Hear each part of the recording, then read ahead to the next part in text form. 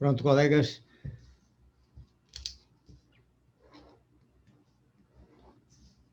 Cineara, eu acho que eu recebi até um e-mail seu, só que eu não pude abrir ainda, sobre isso. Eu vou mandar o questionário depois. Eu acho que eu recebi seu e-mail, você deve ter mandado um e-mail para mim, Cineara, né? Aí eu vou responder depois mandando o questionário. Porque esse período, esses dias depois do término do nosso curso na quarta-feira, eu fiquei envolvido de quinta em diante, eu não parei um segundo sequer, porque foi término, formatura no colégio, outras aulas em outras faculdades, então não consegui parar. Amanhã é o primeiro dia que eu não vou dar nenhuma aula. Amanhã é terça-feira. Amanhã eu vejo tudo isso. Bom, gente, então, a gente saiu das células gliais, que é apenas Que transtorno, que? Nada disso, é tranquilo. Aí a gente saiu das células gliais e vamos, então, agora rever, né, os nossos amigos neurônios. Deixa eu pegar eles aqui. Cadê vocês?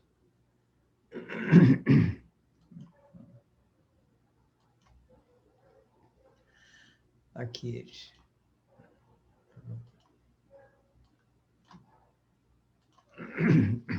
Bom, então tá aí. Esses nossos amigos, que a gente vive falando deles, né, em todas as matérias de neuro, qualquer coisa, a gente fala do neurônio, não há dúvida, né? Mas eles, então, há algumas coisas que a gente precisa estar atento de vez em quando, como, por exemplo, as determinadas partes dele, o que fazem as partes mesmo, né? O que a gente sabe e o que pode estar sendo desenvolvido. Pode estar sendo pesquisado, né? Então, a gente sabe que no núcleo, ou seja, que é chamado também o corpo celular, que é chamado de soma, bem, né? Que soma é corpo, né? A gente é composto por soma e psique. Então, cada elemento nosso tem o seu soma também, né? E deve ter o seu psique também. Então, no soma do corpo celular, que é o soma, ele tem, é o núcleo, no núcleo tem os cromossomos, que é exatamente o que contém o DNA, que são os genes. Então, está aqui o cromossomo, está aqui o DNA com os genes, né? E os genes são o quê? São programações, são os programas da formação do corpo humano. Bom, então, cada neurônio tem o seu gene. Esses genes, esse cromossomo, esse DNA, esses genes, eles naturalmente todas as programações estão em todas as células, no corpo celular de cada uma. A única diferença entre uma célula e outra, entre um neurônio e uma outra célula, é quais são os genes que estão ativos e quais são os genes que estão inativos. Então, é bom a gente saber que todas as células não são só as células tronco, não, as que a gente chama de célula tronco. Todas as células têm todas as programações do corpo humano. Conforme eu comentei, devo ter comentado no outra matéria, que aquela descoberta de como as células vão se colocando no organismo e que elas chegam num determinado ponto, ela diz, eu estou no fígado, então ela desliga os genes que não são do fígado e deixa ligado os genes que são do fígado. Então, isso é uma coisa que a gente tem que estar atento o tempo todo, porque elas têm programação de todos os outros órgãos do corpo humano. Então, algumas enfermidades que podem aparecer na gente, principalmente na pessoa mais velha, a pessoa idosa, uma enfermidade pode estar sendo causada por uns genes desses estar sendo ligados e, em vez de ficar desligadinho, quietinho no canto dele, ele ligar e acabar aquele programa sendo rodado no lugar errado. Então, o programa do fígado rodar no rim, o programa do rim rodar no estômago, o programa do estômago rodar no osso aí começa a trazer doenças, enfermidades. E foi isso que a tal cientista, que eu também não guardei, não me lembro o nome agora, que ela descobriu que isso ocorre por causa da falha na membrana celular. a membrana celular perde a sua lisura, então ela fica enrugada. Esse enrugamento faz com que ela ela não fique impermeável, ela fique permeável. Então, qualquer gene ativo dentro dela, ela não consegue segurar. E aí esse gene ativo acaba rodando o programa no lugar errado e gera uma doença, né? E esse trabalho dessa cientista já foi descoberto que o que precisa colocar nessas células para recuperar a membrana celular é a proteína lamin. Essa proteína lamin, para chegar lá, precisa então ser enviada externamente, já que a produção da lamin é que ficou fraca. Então, a ciência está procurando descobrir como gerar a proteína lamin, ou naturalmente provocar a geração dela, ou artificialmente mandar a proteína lamin de novo para aquela área através de uma coisa chamada proteína vírus-like, que é mandar a proteína como se fosse um vírus para recuperar todas as membranas celulares, elas ficarem lisinhas de novo, como novas, como a pessoa tivesse novinha, e aí pronto, aí tudo funciona bem, aí os genes que dispararem lá dentro não vão ativar mais nada, vão ficar quietos no canto e não vai ter mais doença nenhuma. Mas isso é uma pesquisa ainda sendo realizada por essa cientista. Essa é da França. Eu não conheço ela pessoalmente até hoje. Então, isso é uma das coisas que tem no neurônio, né? O núcleo do neurônio.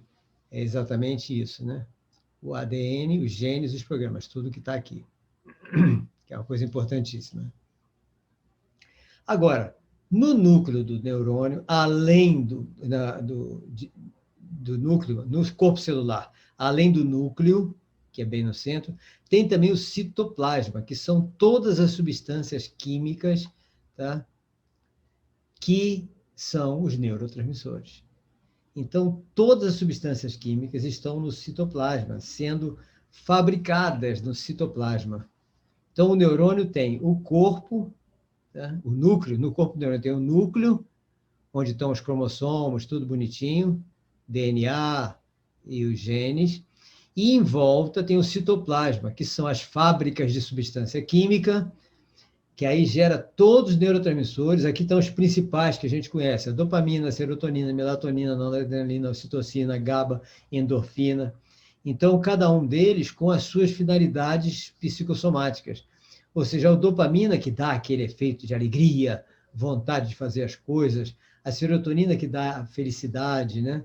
A melatonina, que dá um sono perfeito, a noradrenalina, que você é esperto, a ocitocina, que vai você ficar com amor, esbanjando amor, querendo compartilhar amor com todo mundo, né? O GABA, que eu não sei o que é, a concentração, o GABA é concentração, e a endorfina, que é alegria também, empolgação, alegria, etc.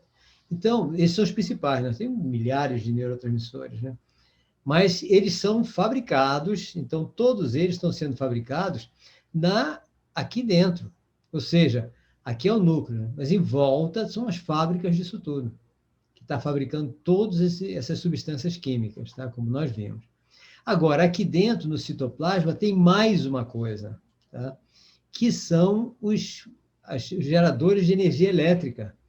Então, aqui dentro também tem gerador de energia elétrica, eu já havia comentado isso com vocês, e que geram, então, os íons, que vão ser importantíssimos na hora das sinapses, porque eles não só eles mesmos estão levando informações elétricas, como eles é que permitem, a depender da intensidade, da voltagem que eles chegam aqui na ponta, eles é que liberam os neurotransmissores para serem enviados para os neurônios subsequentes. Então, essas duas coisas são super importantes no citoplasma.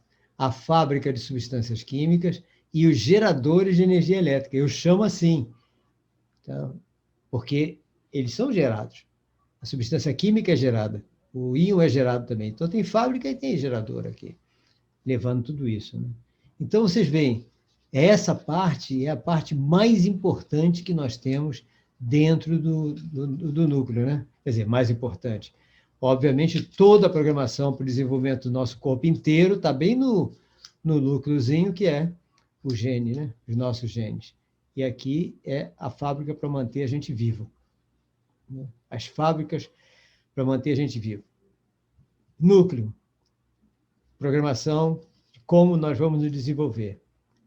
Citoplasma, fábricas e geradores para manter a nossa vida e a nossa alegria, a nossa felicidade, nossa satisfação, nosso tudo. Tá? Essa é exatamente a função do corpo celular, tá? Do neurônio. Tá?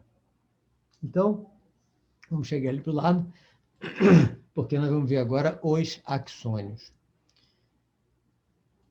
que é toda essa parte aqui que a gente já falou, né? O axônio. O axônio, na realidade, ele é um fio. Um fio, ele funciona como um fio de telégrafo, levando os pulsos elétricos até a ponta. Então, o pulso elétrico é gerado aqui, como a gente viu, aí ele vai levando o pulso elétrico até a ponta, e quando chega na ponta, esse pulso elétrico é transmitido. Além de ser transmitido, ele libera ou não as vesículas daqui para liberar os neurotransmissores. Então, a intensidade da voltagem que chega é que vai dizer quais os neurotransmissores que vão ser liberados e quais os que não vão ser liberados. Agora, vejam só a inteligência que tem aqui dentro. Reparem, ele tem que gerar um pulso elétrico com tensão suficiente para liberar os neurotransmissores que estão sendo necessários naquele momento para o equilíbrio psíquico-orgânico da gente. Então, a coisa não é brincadeira, a coisa é muito mais importante do que a gente pensa. Eu vejo biólogos, neurologistas estudando isso, mas vendo como se fosse uma coisa natural. Não é natural. É uma coisa muito surpreendente. É espantoso isso. Eu não sei como é que as pessoas não se espantam com essa qualidade do trabalho que está sendo feito aqui. Porque se esse cara gerar um pulso elétrico com uma voltagem inferior a um determinado nível, ele não vai liberar os neurotransmissores que vão ser necessários naquele momento. Se por acaso ele gerar com muito mais intensidade, liberar mais transmissor do que precisa, vai dar problema, vai dar uma estabilidade orgânico-psíquica na pessoa. Então, o equilíbrio nosso depende da inteligência do corpo celular. Tá? A inteligência do corpo celular do neurônio é que vai... Nós dependemos disso para ter o nosso equilíbrio psíquico-orgânico. Então, é fantástico, né? Funciona como um fio de telégrafo enviando pulsos elétricos. Agora, tem mais, né? Porque esse mesmo fio leva, então, as substâncias para as vesículas. Então, as substâncias saem das fábricas daqui e vão ser acumuladas em todas essas vesículazinhas, que são essas bolinhas, né? Que tem no terminal do axônio. Vesículas sinápticas. Aqui é o terminal do axônio, e aqui essas bolinhas são as vesículas sinápticas, né? Aí, dentro de cada vesícula sináptica, tem um daqueles neurotransmissores que a gente falou, né? E eles, então, se o pulso elétrico for suficiente, libera e ele vai para o próximo neurônio. Tá? É exatamente assim que funciona.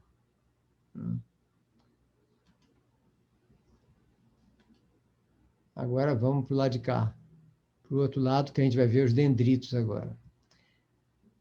Dendrito. Aí é importante dendrito para a gente por causa do autista, né? A gente vai encontrar que o dendrito são essas antenas, como você vê, onidirecionais, ou seja, as antenas do dendrito são espalhadas para todos os lados. As antenas axônicas, elas são direcionadas para um lado só. E para a gente muda, e a gente muda, a depender de uma aprendizagem que a gente tenha, uma memória nova que a gente vai fazer, a gente vai guardar uma nova memória. Então, toda noite, os neurônios que estão atuando nas memórias, eles mudam um pouquinho a posição dos terminais do axônio. Tá? Agora, aqui não. Os dendritos, eles recebem informações de todos os lados. Todos os lados. Então, tem antena onidirecional. Vem de todos os milhares dos axônios dos outros neurônios. Então, cada axônio dos outros neurônios joga informações para o dendrito. Às vezes, tem neurônio que o próprio axônio desse neurônio, alguma parte desse axônio, manda informação de volta para o seu próprio dendrito. Alguns neurônios fazem isso. É uma realimentação do próprio dendrito. Então, tem vários neurônios que fazem isso porque há uma necessidade dessa realimentação. A gente não sabe por quê, mas que tem, tem. Agora, uma coisa importante para a gente saber disso é que um dos defeitos do autista, como eu acho que eu comentei, no genético, um dos defeitos genéticos do autista, provoca uma má formação nessas antenas. Então, essas antenas, elas ficam assim, tá? Ou seja, reparem, essa é uma antena normal, essa antena daqui, tá? É uma antena que tem um monte de anteninhas, tá? Chama espinhos dendríticos. Então, tem um monte de antena. Essa é a antena de uma pessoa com deficiência. A deficiência faz com que essa pessoa com deficiência, ela é deficiente porque essas antenas dendríticas estão com poucas antenas. Então, estão poucos espinhos. Então, o que acontece? Tem uma falha na comunicação interneural. E o autista é assim. Então, a maioria dos autistas tem uma falha na comunicação interneural porque tem uma deficiência nas antenas dendríticas, nessas antenas. Muitos autistas recuperam isso com o processo de autoestima. Então, basta a gente estar com o processo de autoestima que muita coisa a gente vai conseguir com os autistas. O importante é elevação de autoestima. Não tem nem dúvida. O que mais nós precisamos é exatamente isso, elevar a autoestima dele. Eu estou cansado, eu não estou cansado, não, que eu não canso de falar isso. Porque eu gosto de lembrar sempre para a gente utilizar isso em todas as nossas terapias. Eu uso sempre, sempre deu certo. Então é isso, essa é a parte do neurônio, né? Agora, tem vários tipos de neurônio, nós estamos falando do neurônio interneural. Vamos ver quais são os tipos de neurônio? Nós temos os neurônios que são sensoriais, que nós falamos logo no início da aula de hoje, né? O neurônio sensorial é aquele que ele tem uma célula receptora na ponta dele, tá? Essa célula receptora vai mandar sinais para o corpo celular, que no caso está no meio do caminho, tá? Aí a célula receptora manda por um axônio para o corpo celular, aí o corpo celular processa aquilo e manda para adiante, para o cérebro, para o processador. Então, todas as células receptoras, normalmente os neurônios das células receptoras são assim. Tem o receptor, o que esse receptor faz? Que nós já vimos isso, né? Esse receptor transforma o sinal visual em pulso elétrico. Esse receptor, se estiver no ouvido, transforma o sinal acústico em pulso elétrico. Se estiver na língua, o sinal químico em pulso elétrico, e assim sucessivamente.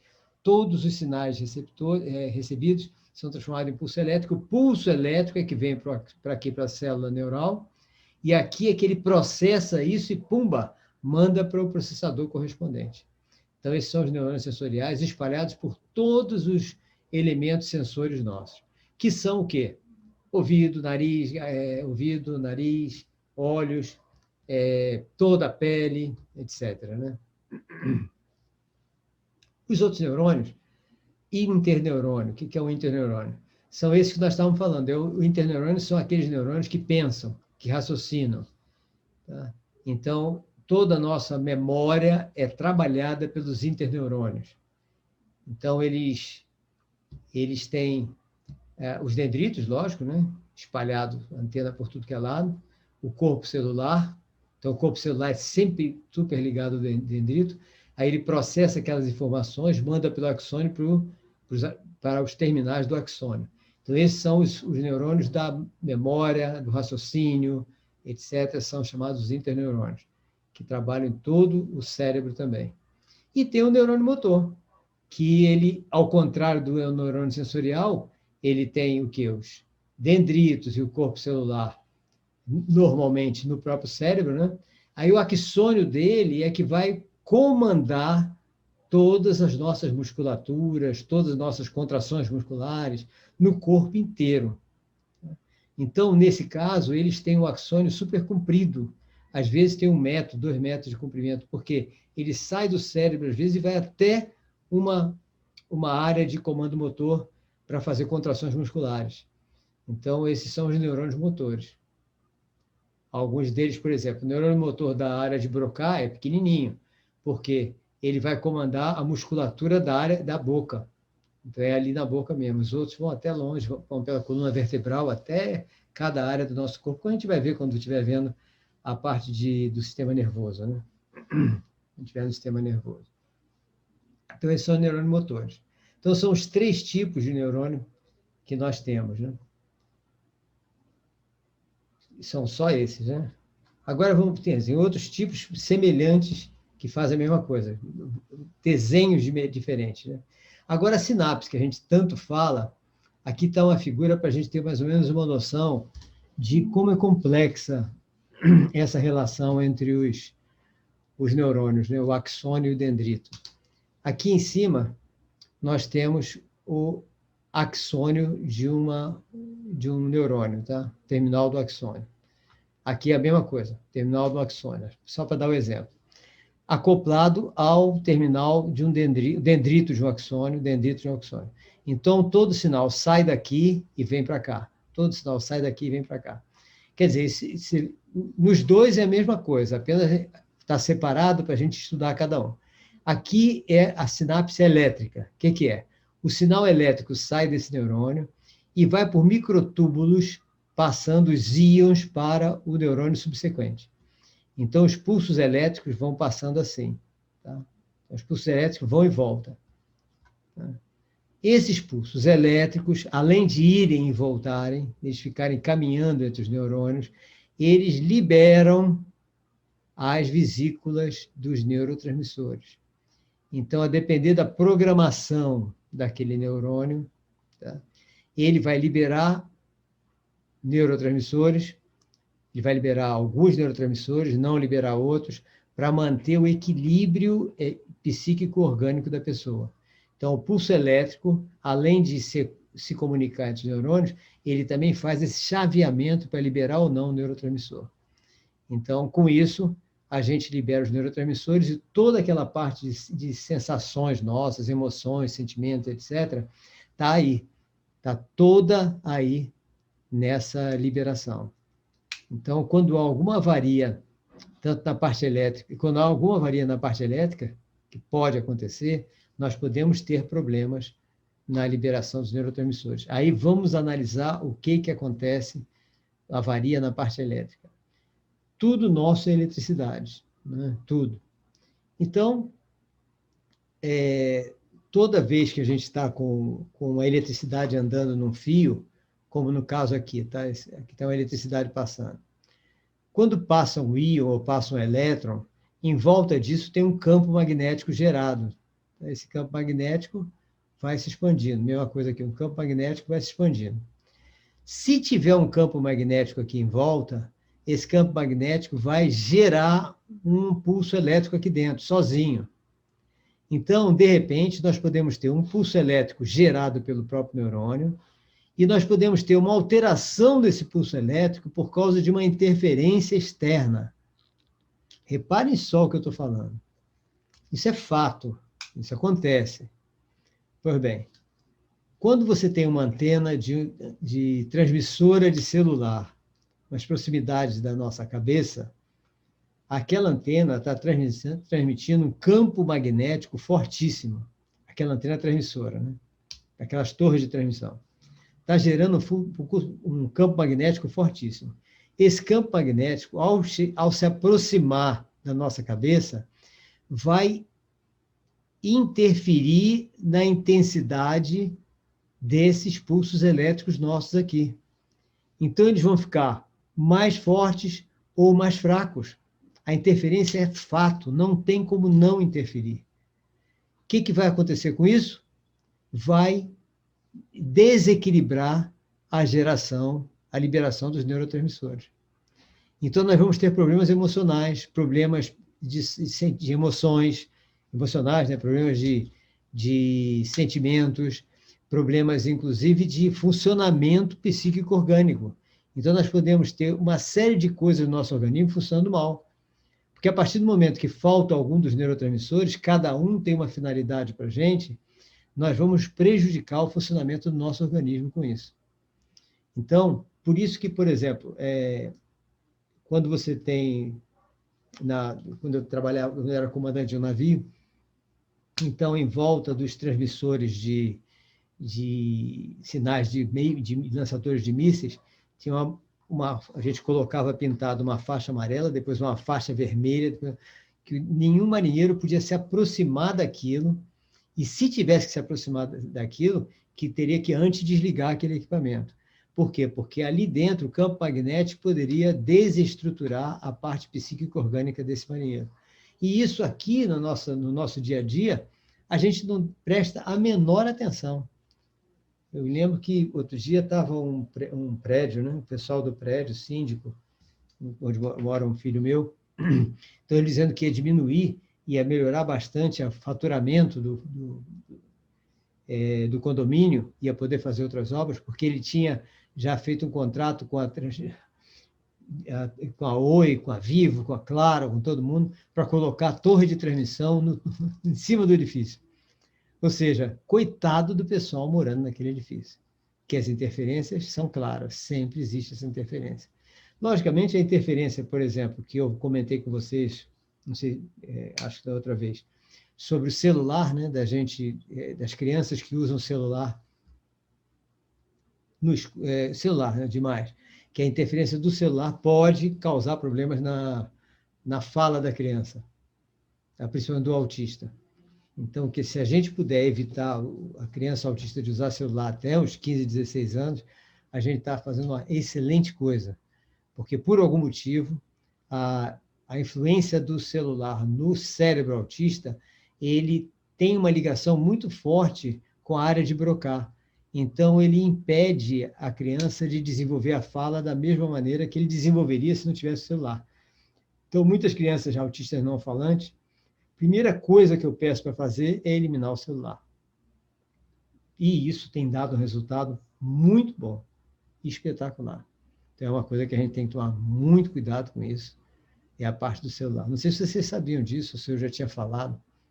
Tem outra coisa também em relação ao celular, que eu não me lembro se eu comentei com vocês, mas é bom, então, garantia, né? Por garantia, é aquele negócio da criança usar o celular debaixo do cobertor. Tá?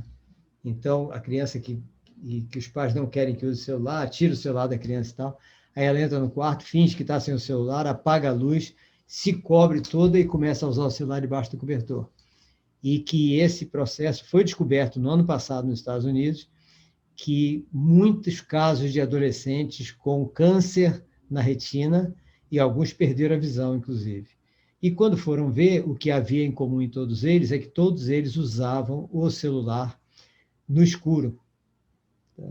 E muitos deles usavam, como adolescentes, né, no escuro e com a coberta passada em cima, ou seja, mais escuro ainda. Então, o que acontecia? No caso, a influência não era essa que eu falei do campo magnético, mas era a influência da captação da luz do celular, mesmo ela tendo reduzida, ferindo as células da retina. Esse ferimento causando uma mácula na retina, e essa mácula se transformando em câncer de retina, e crianças, adolescentes, novos, com câncer e perdendo a vista. Câncer da retina e perdendo a vista. Então, isso chamou a atenção de todo mundo, eu já avisei isso em todos os cursos, todas as palestras que eu dou, eu aviso isso, em todas as escolas que eu dou palestra, eu comento isso com as crianças, e peço a vocês para divulgarem isso, e avisando para as crianças, é melhor você deixar a luz acesa, usar o celular com a luz acesa e levar uma surra de seu pai e de sua mãe, porque surra vai doer só na hora, do que você fingir que não está usando, se cobrir, tá? E quem vai te dar a surra é a sua vista, que vai ter câncer e vai perder a vista, aí é para sempre. Então, é melhor a surra. Aí todo mundo ri e tal, quando eu falo para as crianças, mas é a realidade. Eu gosto de avisar isso sempre, que é um perigo isso aí, né? Sim, até agora alguém tem algum comentário sobre esses... Que isso todo mundo já viu, nós estamos apenas revendo essas coisas, né? E imaginando outras funções que estão sendo descobertas para os neurônios e tudo, né? Para tudo isso aí. abrir de novo aqui, enquanto não tem nenhum comentário, nenhuma dúvida. Tendo, é só interromper. Ou alguma dúvida que queira aproveitar também, mesmo que não seja daqui, né?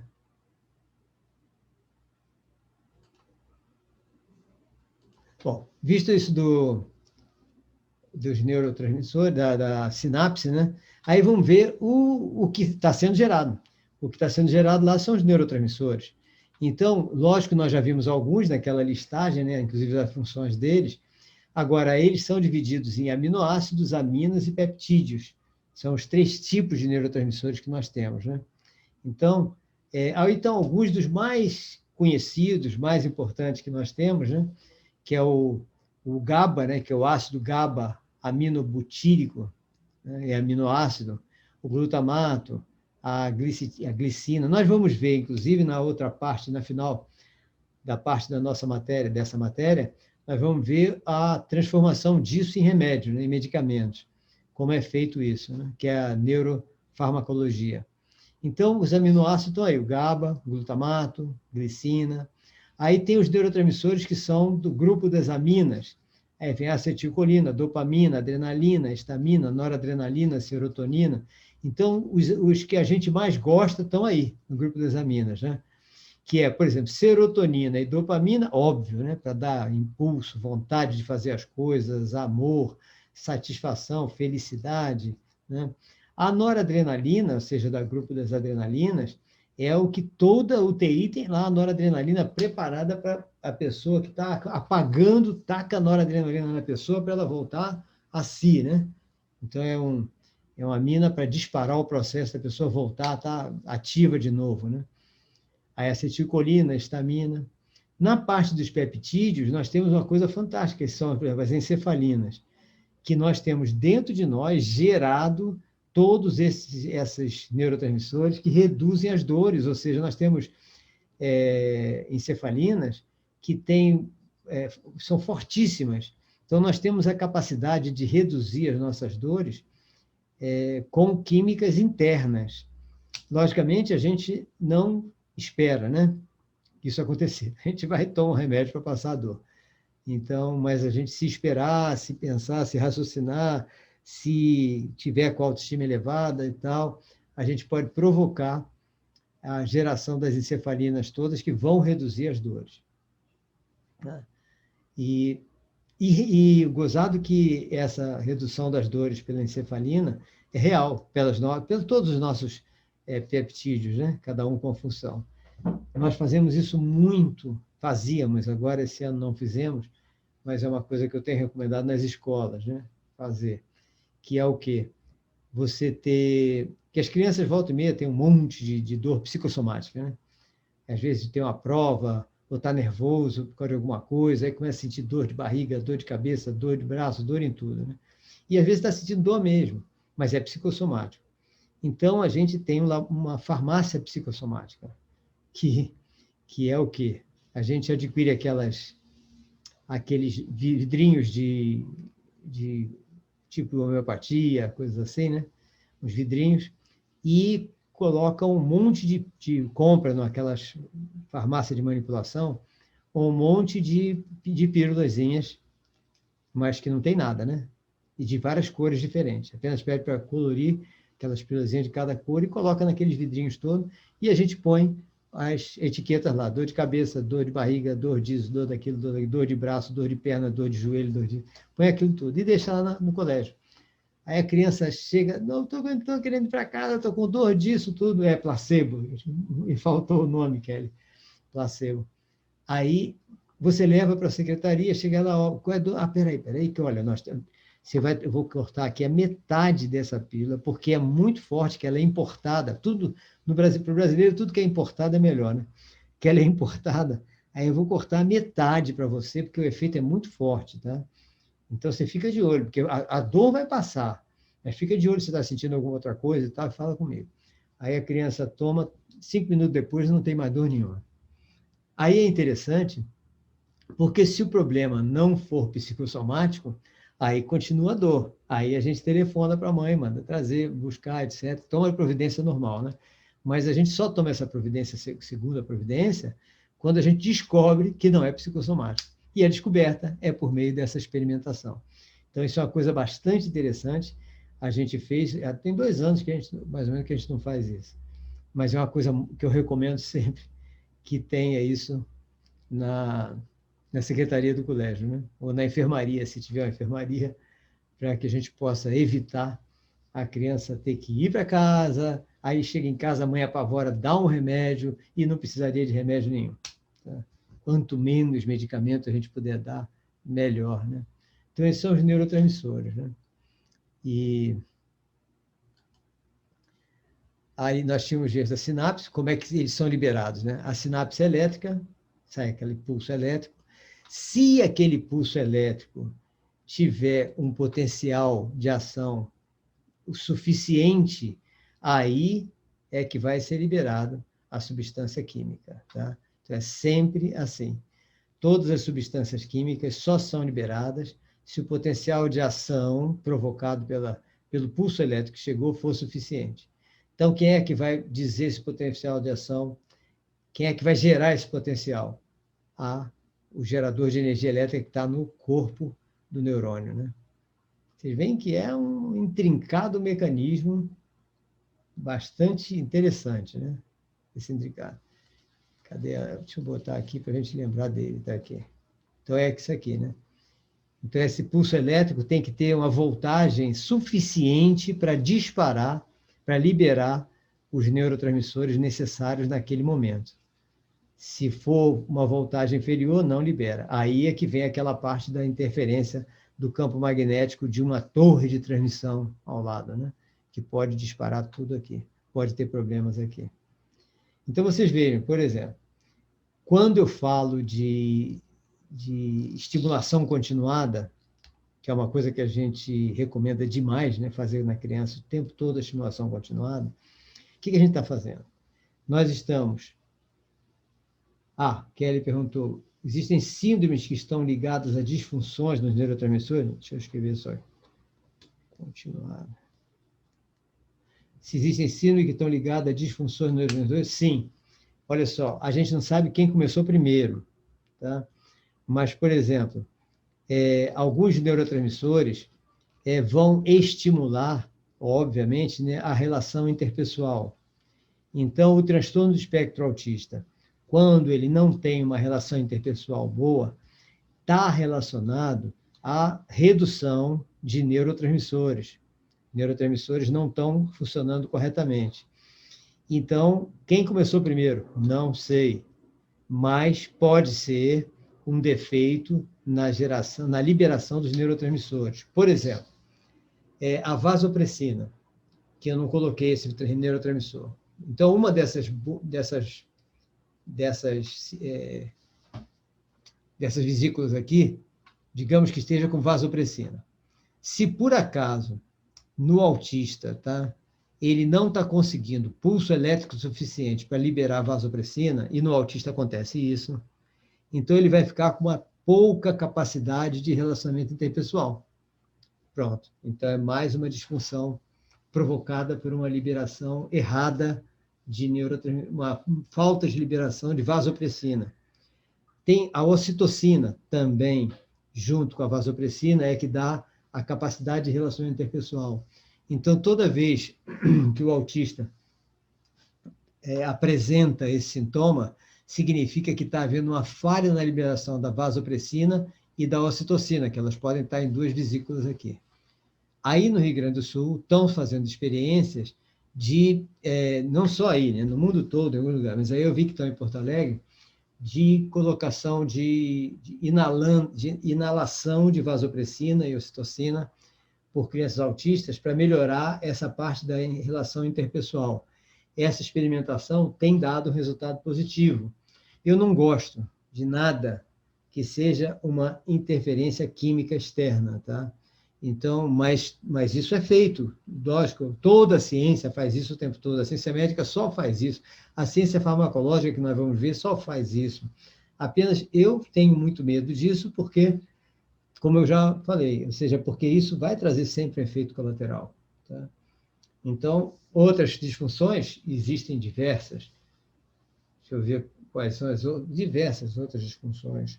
Por exemplo, se por acaso o pulso elétrico libera muita dopamina, em vez de dopamina suficiente para manter o equilíbrio, você vai interferir em sintoma de qual outra disfunção? TDAH. Então, a dopamina pode fazer a pessoa não parar quieto, tá? Ficar sem conseguir se controlar, TDAH.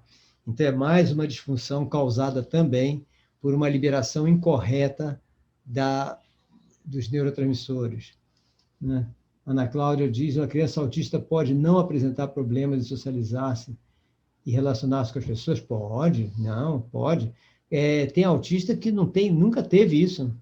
Tem criança com transtorno de espectro autista que, desde pequeno, que abraça todo mundo, olha para todo mundo, que não tem nada aquele negócio de olhar não olhar os olhos. A maioria dos autistas tem alguma coisa relacionada a uma deficiência no relacionamento interpessoal, e inclusive sem olhar para seus olhos, né? Olhar mais para a boca, etc. Mas isso varia demais, demais, né? Aí Kelly pergunta se seriam disfunções consequência das síndromes genéticas. Olhe, os genes mutantes, como nós falamos, né? Eles provocam um monte de malformação, mas um monte mesmo de malformação, né? E então essas malformações podem ocorrer em várias áreas da pessoa. Algumas dessas malformações a gente pode fazer relação com esses genes mutantes, outras não. Então, digamos, pode haver uma malformação no corpo no corpo neural, em grande parte de corpos neurais, de maneira a prejudicar algumas dessas fábricas de substâncias químicas. Aí, em vez das substâncias químicas não estarem sendo liberadas por causa de pulsos elétricos incorretos, elas podem não ter, ou ter substância química a menos. Pode ter serotonina, no caso é vasopressina, no autista seria vasopressina, ocitocina a menos, pode ter, tá? Agora, essas mutações genéticas podem interferir, em vez na redução da quantidade de neurotransmissores, na intensidade da geração do pulso elétrico. Então, muita coisa pode acontecer. O que mais é comum nessas disfunções e que a gente vê claramente na maioria dos autistas, 90% dos autistas, é a provocação da permeabilidade das paredes do intestino. Então, as paredes do intestino ficam permeáveis, deixando passar para a corrente sanguínea tudo que não presta. E as antenas dendríticas, que nós acabamos de mostrar, né? As antenas dendríticas também mal formadas. Então, comprimentos, menor número de antenas dendríticas, ou seja, menor número de antenas dos dendritos, dificultando a comunicação interneural. Então, são duas coisas. E o resto, por exemplo, do autista é consequência dessas duas. Porque, por exemplo, a partir do momento que tem uma permeabilidade intestinal, na parede do intestino, aí, como as coisas passam para a corrente sanguínea, aí aquilo que não deveria estar na corrente sanguínea vai para o cérebro, aí inflama os astrócitos, inflama os neurônios, aí toda a inflamação dos astrócitos e neurônios geram aqueles sintomas mais fortes do autista, que é irritabilidade, às vezes, irritação, surtos que ele tem, movimentos repetitivos, tudo isso é causado por essa causa intermediária, que é a inflamação, que é a inflamação cerebral, cuja origem é a permeabilidade das paredes do intestino, ou seja, a disbiose intestinal. Tá? O cérebro de uma pessoa com deficiência mental, que a Kelly está perguntando, tá? O que acontece? Cada deficiência mental tem um problema, tem uma característica diferenciada, tá? Não é toda deficiência mental que tem as mesmas características. Então, por exemplo, há deficiências mentais que o problema genético causou um defeito, uma má formação em diversas áreas neurais. Então, várias áreas neurais não funcionam. Então, você tem, por exemplo, a rede neural, as redes neurais intelectuais dos interneurônios, né? As redes neurais daqueles interneurônios que a gente viu, né? Esse daqui do meio, né? A rede neural desses interneurônios, elas estão com defeito. Então, o que vai acontecer? Aquela que tiver o maior defeito vai constituir uma limitação naquela inteligência. Então, o deficiente intelectual ele pode ter uma redução da inteligência espacial e não ter da linguística. Ele pode ter da linguística e não ter da matemática. Ele pode ter da matemática e não ter de outra. Então, as deficiências variam. Por isso que é difícil, eu não gosto quando a gente classifica o deficiente mental. Por quê? Ele pode não ter diversas deficiências, tá? Então, é importante a gente analisar sempre o deficiente mental. Bom, mas a sua pergunta, tá? Os problemas genéticos podem, sim, ser causadores causam mesmo, defeitos nos interneurônios, em diversos, não é em todos, em diversos interneurônios, causando, então, dificuldade de raciocínio, dificuldade de memória, dificuldade de raciocínio, etc. Se, por acaso, essa deficiência, essa mutação genética, alcançar, por exemplo, o neurônio motor, aí a sua deficiência vai alcançar também movimentos do corpo, alguns movimentos. Então, quando o deficiente tem dificuldade de movimentação de alguma coisa, então, esse defeito, provocado por uma mutação genética, teve uma alteração também, um prejuízo em algum neurônio motor.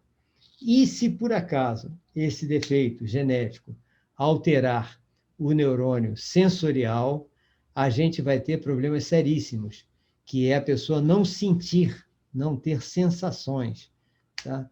Então, a pessoa toca na pele e não sente nada.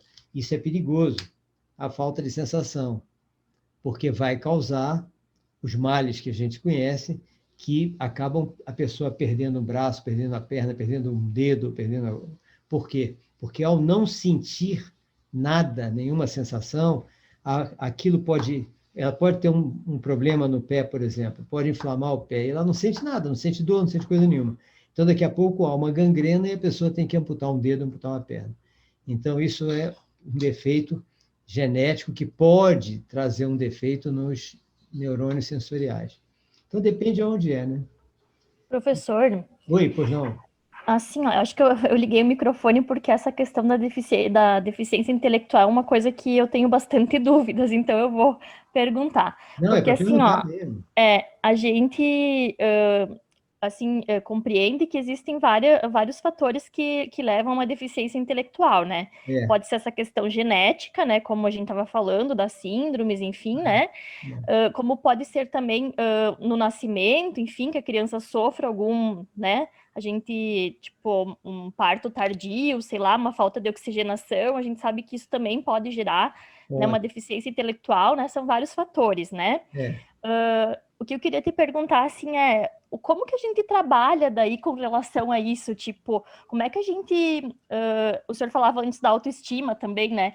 Eu não sei se aqui também seria o caso, mas, assim, tipo, a gente teria, nós como neuropsicopedagogos, como que a gente estimula, né, para que essas questões neurológicas tenham um resultado melhor, se modifiquem, para que aquela criança possa aprender mais, porque a gente sabe que ela vai aprender, né?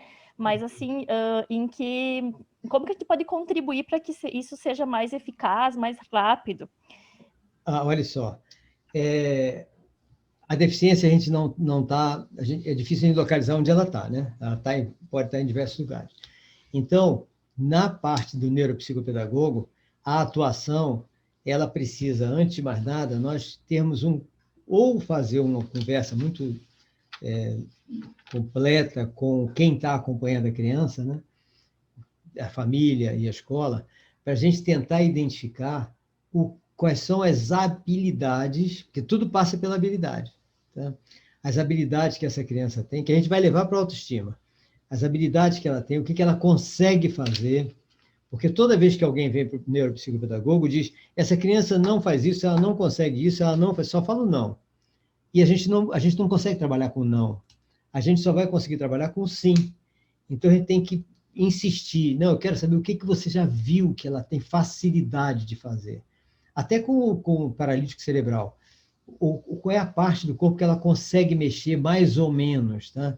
Então, a gente vai procurar essas habilidades, e a partir dessas habilidades, nós vamos centrar todo o nosso esforço para estimular, reconhecer, na realidade, né, aquela habilidade, mostrar para a pessoa que ela tem aquela habilidade, que aquela habilidade é ótima, tá? Para ela dar valor àquela habilidade, porque a partir do momento que, é como acontece conosco, a gente às vezes não dá valor a uma coisa que a gente consegue fazer e acaba não fazendo.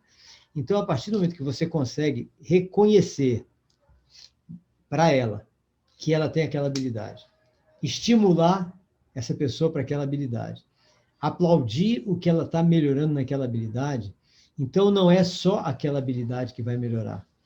Aquela habilidade melhorando, que a gente vai ver pelo que ela consegue fazer, né?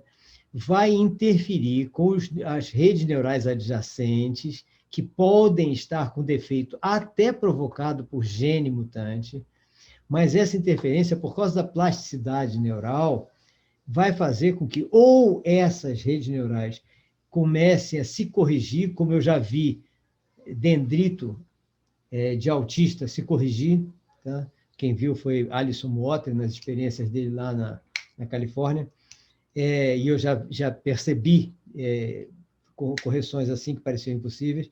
Então, ou vai corrigir esses neurônios, essas redes neurais, ou vai provocar redes neurais no entorno dela para substituir aquela atividade que ela está fazendo.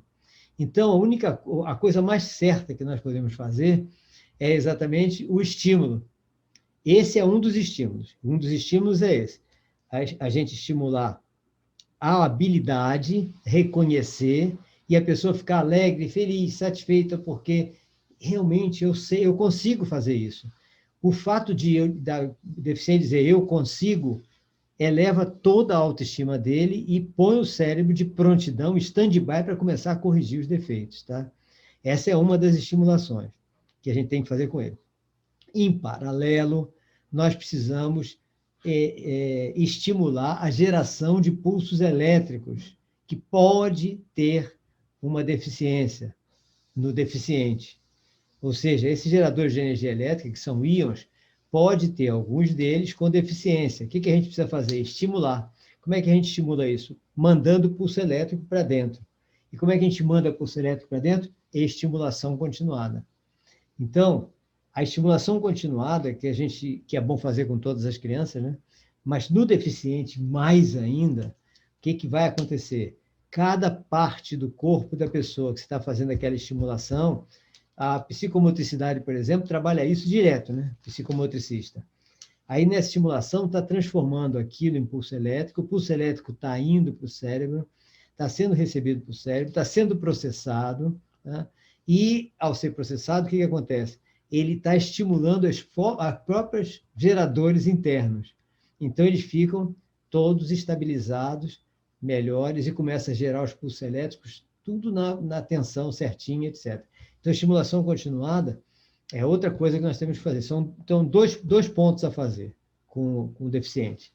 Primeiro, estimular a habilidade que a gente vai descobrindo. As habilidades, né? A partir do momento que a gente já estimulou uma, vai aparecer uma outra. De repente, aparece uma outra. De repente, alguém descobriu uma outra habilidade que ninguém tinha visto, né? A criança está na escola e nós estamos desenvolvendo aquela habilidade dele, aí, de repente, a servente, a faxineira, diz, não, esse garoto fez isso, mexeu isso, fez isso, então, pronto. Aí a gente já viu que teve uma outra habilidade que alguém descobriu e nós não íamos descobrir. E a gente estimular a outra. E assim vai. Daqui a pouco a gente está reduzindo tudo, reduzindo um monte de sintomas. Então, o trabalho nosso principal é estimular. E a estimulação continuada, sem dúvida. Essa a gente não precisa nem pensar qual é o problema dele, é estimular tudo. E com isso a gente está estimulando o pulso elétrico, tá? E as fábricas de substâncias químicas, que mais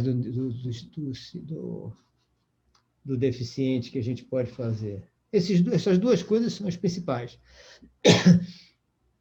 São as principais, né? Acho que o principal é isso. Né? O resto é criatividade, né? E o que determina, professor, que a deficiência vai ser leve, moderada ou grave? A Dependendo intensidade. A intensidade da limitação. Né? A limitação com pouca intensidade, ou seja, a pessoa pode fazer muita coisa, ela tem um entendimento razoável, leve, né? Se esse entendimento começa a ficar mais difícil... Mas eu me refiro, professor, eu me refiro assim, tipo, quais que são os fatores que determinam que vai ser a gravidade dessa... Não, tipo sim. assim, isso eu entendo. Aí eu Entendeu o que eu quis dizer? Entendi. Então, isso pode ser pelo número de genes mutantes. Por exemplo, quanto maior o número de genes mutantes causando aquela síndrome, maior, com certeza, a intensidade, a gravidade daquela deficiência, tá? Como, por exemplo, quando Karen Parker, da Universidade de Stanford, né, mostrou ao mundo aquele biomarcador vasopressina do autismo no ano passado, né? Ela descobriu outra coisa, que quando a gente mede o líquido cefalorraquidiano, se a intensidade de vasopressina estiver muito baixa, esse autista vai ser severo. Se tiver médio, esse autista vai ser mediano. Se tiver pouco, baixo, será um autista leve. Então, o nível, quanto menor a proporção do líquido, da vasopressina no líquido cefalorraquidiano, está ligado diretamente à gravidade do transtorno do espectro autista. Então, esse é um caso. Pode ter outros casos também, como esse que eu falei. Esse também já foi detectado. Quanto maior o número de genes mutantes, maior a gravidade daquela deficiência provocada por aqueles genes mutantes. Então, a quantidade dos genes mutantes, a intensidade, a redução muito grande do neurotransmissor vasopressina. Esses são dois dos mais importantes que eu me lembro, assim. Tá? É o que provoca. Acredito tá? que até a questão do meio, né, professor? Até a questão do meio onde a criança está inserida, a questão do meio onde a criança está inserida, no caso, se ela recebe menos estimulação, talvez ela tenha uma deficiência intelectual maior. Com certeza. É por isso que a gente tem que fazer a estimulação continuada, porque a depender da família, tá, essa criança só sofreu. Porque não que a família faça isso de propósito, né? A família, às vezes, não tem noção do que precisa fazer. Então, deixa o coitadinho lá, coitadinho, ele não faz nada. Né? E não faz nada. A gente tem que pegar essa criança, desde bebezinho, a criança que venha com a deficiência, qualquer paralisia cerebral, deficiência intelectual, qualquer coisa, a gente tem que fazer essa estimulação o tempo todo, com amor, né? Com amor, passar amor e fazendo a estimulação. Porque aí nós estamos realmente diminuindo todos os sintomas que vão aparecer nela e, às vezes, até corrigindo coisas que seriam comorbidades paralelas. Então, é muito importante a gente passar isso para a família. Agora, obviamente, o que você falou está certíssimo. A depender do ambiente, isso está mais grave ou menos grave. Porque a violência simbólica, ela acaba com a pessoa. E toda criança deficiente sofre violência simbólica. Porque ela percebe claramente que todas as pessoas em volta dela são melhores que ela, são mais perfeitas que ela. Isso é uma violência para a pessoa. Como é que ela vai entender que ela não pode fazer uma coisa que ela está vendo todo mundo fazendo? Então, isso significa nós temos que começar a atacar essa parte para que ela quebre todos os bloqueios causados pela violência simbólica, que é terrível. É a mesma coisa do bullying. Né? Bullying não é nem simbólico, bullying é uma violência real. Então, é um problema. Então, nós temos que atacar todas essas partes. Né? Nós temos que fazer com que a criança se sinta feliz. Agora, para se sentir feliz, ela tem que sentir que ela não é, que tudo, ela tem que reconhecer que ela tem valores. Né? A autoestima é fundamental. Eu sempre falo da autoestima por causa disso. É fundamental. Nossa, incrível isso que o senhor está falando, né? É uma coisa assim fundamental isso, né? Fundamental. Bem interessante. Obrigada, E professor. tão simples, né? E tão simples. Exatamente. Né? Uhum. Aí, caso do TDAH, o que acontece com as sinapses cerebrais? Ah, olha só. A sinapse cerebral no TDAH, deixa eu ver se eu tenho aqui, se eu falei da dopamina, não sei se está muito longe aqui. Ah, está aqui. Na sinapse cerebral do TDAH, o que acontece? Esse neurotransmissor aqui, ó, tá desgovernado. Ele está totalmente desgovernado. E, às vezes, esse também. Então, a noradrenalina e a dopamina desgovernada. Ou seja, é o quê? Há algum defeito, né? Normalmente o TDAH também é um defeito genético, né? E que faz com que haja um desequilíbrio e está gerando dopamina demais. Aí, no caso, é muita dopamina, muita noradrenalina, tá? Para ele. Então, esse é um problema sério do TDAH, né? Que atrapalha bastante. Então, né, na sinapse cerebral dele, isso está ocorrendo. Por que está ocorrendo isso? Mesma coisa, TDAH, mesma coisa que o TEA, mesma coisa que o TDO, mesma coisa que várias deficiências, né? Que é o quê?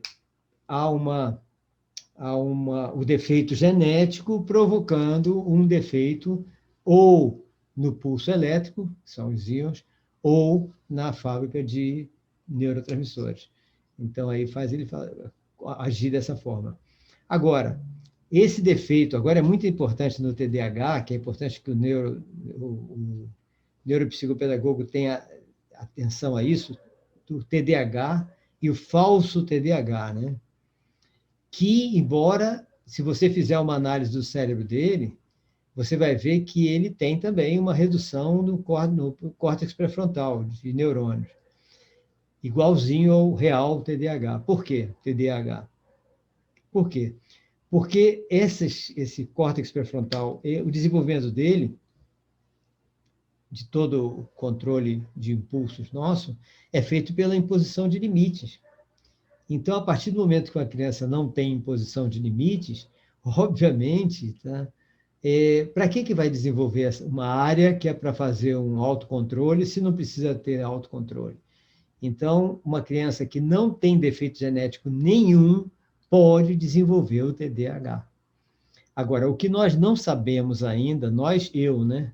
E eu não vi nada publicado sobre isso ainda, é se essas crianças, esses adolescentes que desenvolveram o TDAH por falha de educação equivocada, se isso provocou um defeito no gene. Pode ter provocado. Então, significa que, embora ele tenha criado o TDAH por falha na educação, o filho dele pode ter TDAH genético. Que isso é verdade. Ou seja, os nossos defeitos absorvidos, nossos defeitos criados por nós, podem não, eles alteram nossos genes. Então, os nossos filhos podem receber aquele gene defeituoso e desenvolver problemas que nós nem temos. Repetindo, ou seja, não sei se vocês entenderam, a gente faz aquilo que eu falei, já falei até sobre isso, né? Usar droga, essas coisas todas. Então, a gente acaba alterando genes nossos por causa dessa nossa escolha errada. Essa alteração do gene pode não provocar nenhuma doença em nós, nenhuma síndrome, nenhum transtorno. Por quê? Porque nós já estamos maduros. Então, a maioria das nossas redes neurais já estão construídas. Agora, quando as pessoas se casam e juntam no cromossomo aqueles genes todos, aqueles genes defeituosos que não causaram mal na gente, quando chegar numa criança que está sendo construída do zero, que não tem nenhuma proteção em toda a sua neurofisiologia cerebral, aquilo pode provocar uma síndrome, um transtorno, uma deficiência grave até. Então, por isso que eu tenho comentado muito essa parte, esse trechinho eu tenho falado muito para os adolescentes. Toda palestra que eu dou para os adolescentes, eu ponho uma sequência de alteração do DNA, né? Alteração do gene, provocada por nós e o efeito dessa alteração do gene nos nossos filhos, para eles saberem que as escolhas que eles estão fazendo hoje pode provocar um filho com defeito no futuro. Tá? E isso é uma das coisas que mais causa defeitos genéticos nas crianças, é alguma coisa que veio de avô, bisavô, etc., e que, por coincidência, não veio trazendo o defeito hereditário, mas o gene defeituoso está lá. De repente, junta com o do cônjuge, aí pronto. Aí é gene mutante exageradamente, em quantidade exagerada, pumba, já aparece um defeito, né? Então, é um problema. As nossas escolhas podem trazer defeitos na nossa prole futura, né? Não tem nem dúvida. Isso é uma coisa para a gente falar sempre para os adolescentes, sempre. Professor, nesse caso, então, do TDAH, na mesma questão, assim, da deficiência intelectual, na prática, assim, o que ajudaria, né? O que contribuiria para a criança, tipo, na questão dos sintomas de hiperatividade, de desatenção? Sim. Olha só, exercício. Questão prática mesmo. Ó. Exercícios. O que se faz na neurofarmacologia, que nós vamos estudar, né? É descobrir como colocar uma excitação daquele lóbulo que não está com a excitação suficiente para a pessoa ter capacidade de se conter, né? Aí descobriram que com a substância metilfenidato, você excita esse lóbulo, aí esses neurônios passam a ficar atuando como se tivesse uma criança normal. Aí ela se contém mais, evita a hiperatividade e passa, então, a prestar mais atenção, metilfenidato. Aí você compra Ritalina, conserta, etc., e pronto, consertou. Mas com efeitos colaterais, né? Sou totalmente contra isso. Noruega, Suécia, etc., o que eles fizeram? E Inglaterra.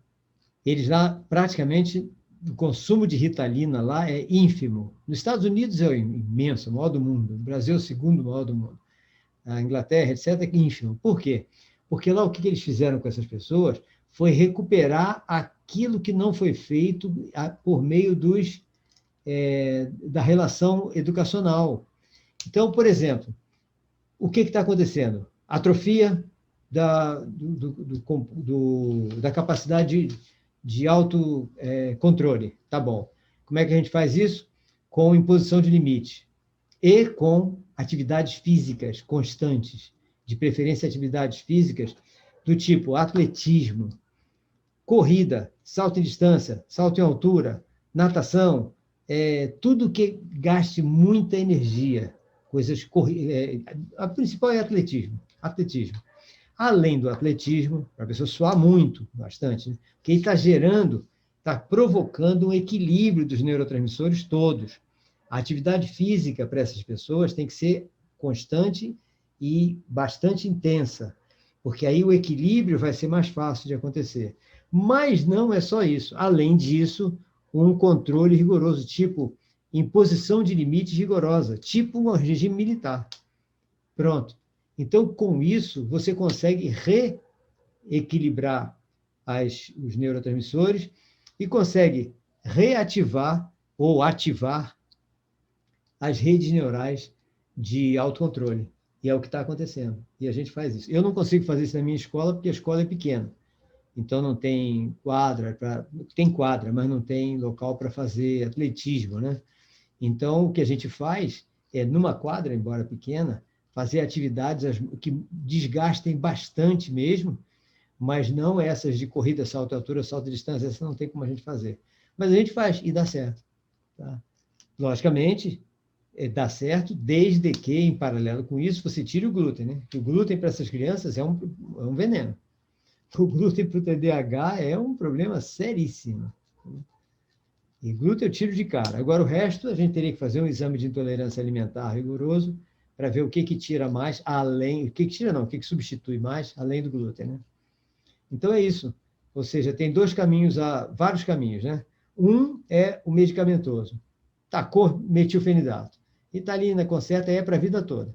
Gastar dinheiro com os remédios e tomando cuidado com os efeitos colaterais. Que a gente, ao olhar a bula do metilfenidato, vai ver que, em alguns casos, em diversos casos, 4 meses depois de começar a tomar metilfenidato, a criança apresentou convulsões.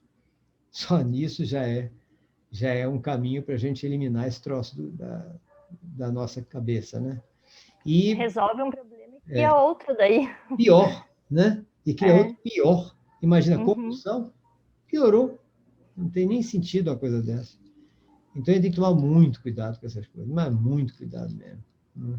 Senão, a gente acaba piorando. E o pessoal adora, né? Adora dar deixa eu ver onde é que a gente estava aqui. Adora dar medicamento. Medicamento é um vício terrível. Eu tenho medo de medicamento. Se eu pudesse, eliminava todos os medicamentos possíveis. Ah, a gente parou aqui. Foi aqui na sinapse. Então é isso. Cada caso desse, né? Cada síndrome, cada transtorno desse que a gente vai encontrar, tem uma origem. A maioria das origens, como nós estamos vendo, mutação genética, né?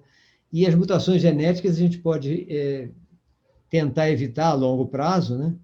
Fazendo com que, alertando a todos os adolescentes, etc., para terem escolhas boas de vida, para não haver mutação. Ah, outra coisa que provoca mutação genética, que eu já ia esquecendo, é o envenenamento por meio do meio ambiente.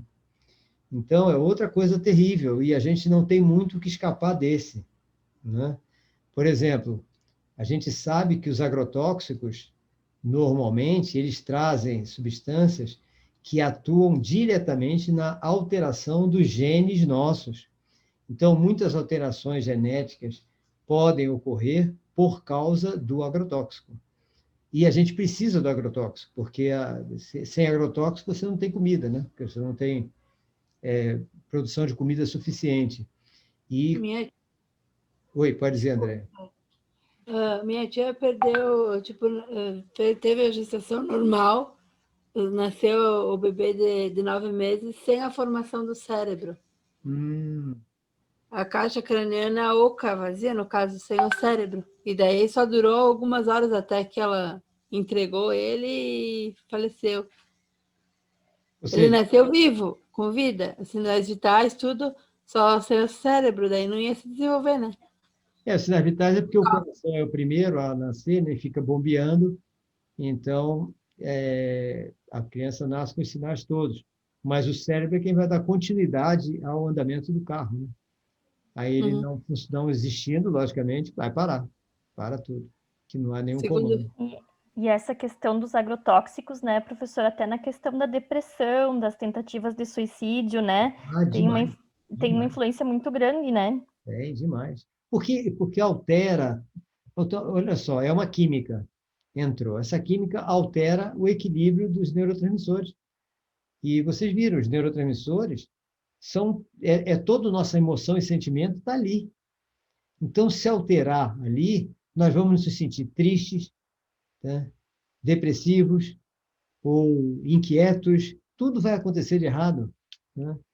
Porque o que a gente sente de emoção, tá, tem a ver com o equilíbrio dos nossos neurotransmissores. Então, as nossas emoções estão todas ligadas ao equilíbrio dos neurotransmissores. Então, quando vem uma química errada dessa, pode a pessoa entrar em depressão sem saber por quê. Que ela disse, não, eu não sei, eu não vejo se eu tenho atendido muita gente com depressão, adolescente, tá, com depressão, e cada um com caso diferente, né?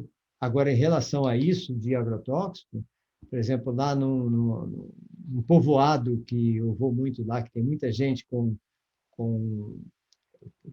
café, lá a produção deles é café. Então, de repente, a filha de um dos agricultores lá estava com depressão exagerada e ela era quem mais ajudava o pai. A primeira coisa que eu fiz foi pedir para ela não ajudar mais não, falei com o pai, olha, não leva mais ela para a roça não, tá? Porque com certeza isso aí pode ser um problema de algum agrotóxico que você está usando lá. Ele falou com ela, eu digo, com certeza, esse aí é fato. E o médico que estava tratando a menina, com a depressão psiquiatra, está dizendo que não, bastava dar o Prozac, não sei o quê, aquelas coisas todas para ela, que ela ia ficar boa, não tinha problema nenhum. Fantástico, né? Eu acho gozadíssimo isso, né? Aí eu disse, graças a Deus eu não sou médico, então eu não sou obrigado a receitar nenhum remédio, porque nem posso. Então, nem posso, então não sou obrigado. Pronto. Então, eu até digo, por que você não fala de remédio? Porque eu não sou médico, não tenho autorização para receitar nada. Graças a Deus. Porque é complicado, né? Aí a menina ficou boa, ficou tranquila. Foi só um trabalho psicológico, né? Agora foi um trabalho psicológico, de elevação, mesma coisa, elevação de autoestima, tudo, tal, que eu tenho feito constantemente com ela.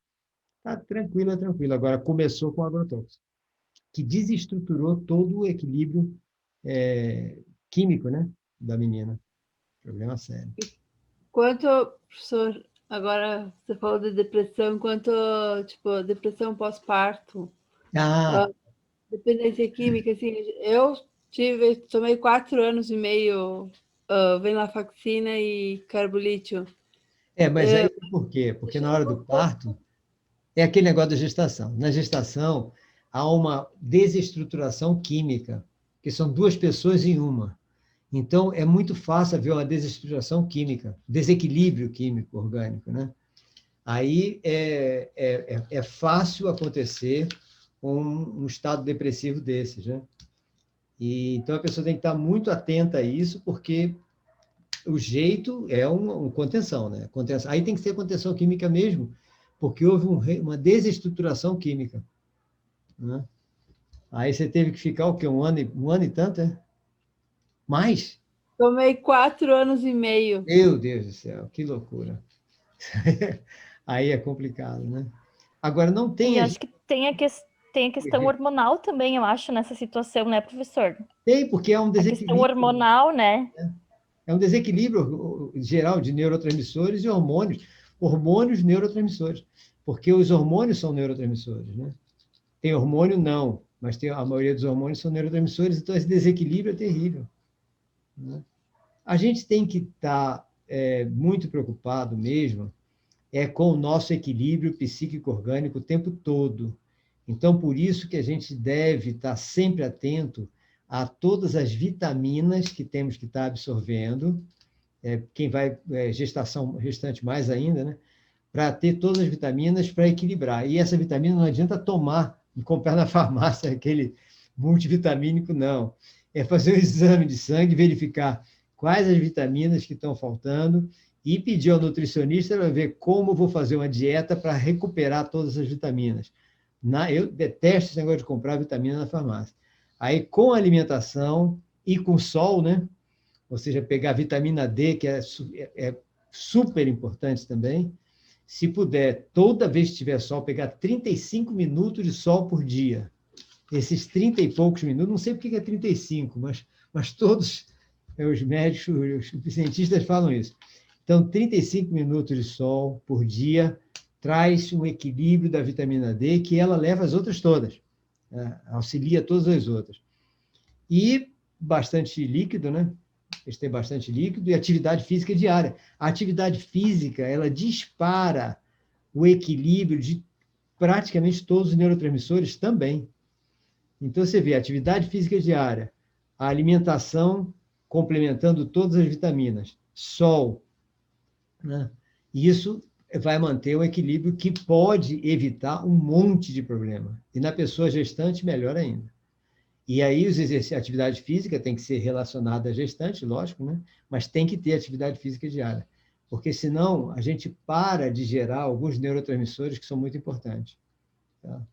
Então, atividade física, nem que seja alongamento, todo dia um alongamento, tá? Uma coisa simples, mas tem que ter algo que mexa no corpo inteiro, né? E o alongamento planejado pode servir como isso, ou uma caminhada, né? Caminhada também, caminhada forçada, né? Caminhada com a colega do lado fazendo fofoca, não adianta nada. Eu vejo às vezes as pessoas passando, caminhando, batendo papo o tempo todo um do lado do outro. Não está passeando, aí não está caminhando. A caminhada é algo forçado.